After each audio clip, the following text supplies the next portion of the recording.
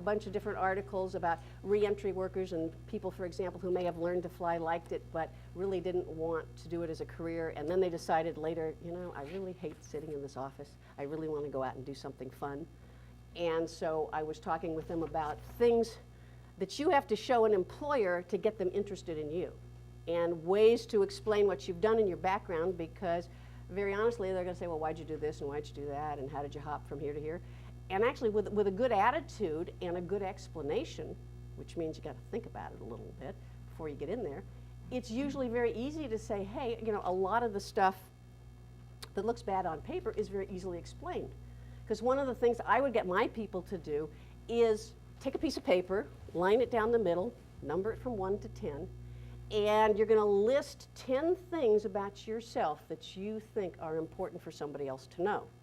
And this is all a part of my little spiel on how do you introduce yourself in a short 2 to 3 minute presentation that says, tell us about yourself. How do you figure out what's interesting about you? Because many times an employer is going to ask you, I mean, if I were an employer, I certainly would, because it relaxes you. The best thing you know is you, and the easiest thing to have somebody talk about is themselves.